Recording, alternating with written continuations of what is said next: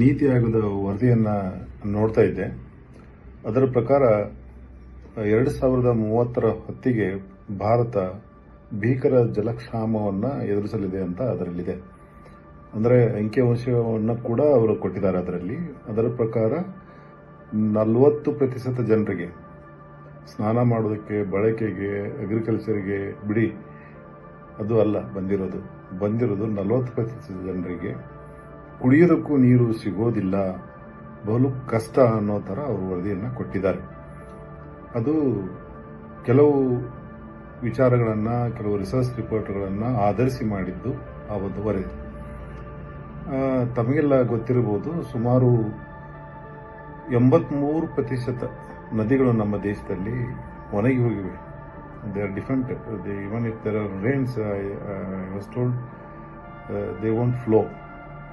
ಆ ಥರ ಒಂದು ಭೀಕರ ಪರಿಸ್ಥಿತಿ, ಗಂಭೀರ ಪರಿಸ್ಥಿತಿ ಬಂದಿದೆ. ಈ ವಿಷಯವಾಗಿ ಯಾರೂ ನಮ್ಮ ರಾಜಕಾರಣಿಗಳು ಅಥವಾ ಪಾಲಿಸಿ ಮೇಕರ್ಸ್ ಅಂತ ಏನಂತೀವಿ, ಅವ್ರು ಯಾರೂ ಮಾತಾಡ್ತಾನೇ ಇಲ್ಲ. ಹಾಗೆ ನಮ್ಮ ಅಡ್ಮಿನಿಸ್ಟ್ರೇಟರ್ಸ್ ಕೂಡ ಅದರ ಬಗ್ಗೆ ಹೆಚ್ಚಿನ ತಲೆ ಕೆಡಿಸ್ಕೊಂಡಂತಿಲ್ಲ. ಏನಾಗ್ಬೋದು ಇನ್ನು 5 ವರ್ಷ, 2030 ಅಂದರೆ ಬಹಳ ದಿವಸ ಇಲ್ಲ, ಇನ್ನು 5 ವರ್ಷದಲ್ಲಿ ನಮ್ಮ ದೇಶದ ಜನ ತಮ್ಮಲ್ಲಿ ನೀರಿಗಾಗಿನೇ ತಮ್ಮೊಳಗೆ ಒಂದು ಯುದ್ಧದ ಮಾದರಿಯಲ್ಲಿ ಅವರು ಪರಸ್ಪರ ಹೋರಾಟವನ್ನೇ ಮಾಡಬೇಕಾಗತ್ತೆ.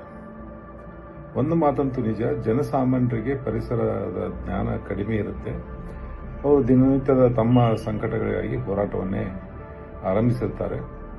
ಅವರು ಪರಿಸರದ ಬಗ್ಗೆ ಹೆಚ್ಚು ತಲೆ ಕೆಡಿಸಿಕೊಳ್ಳೋದಿಲ್ಲ.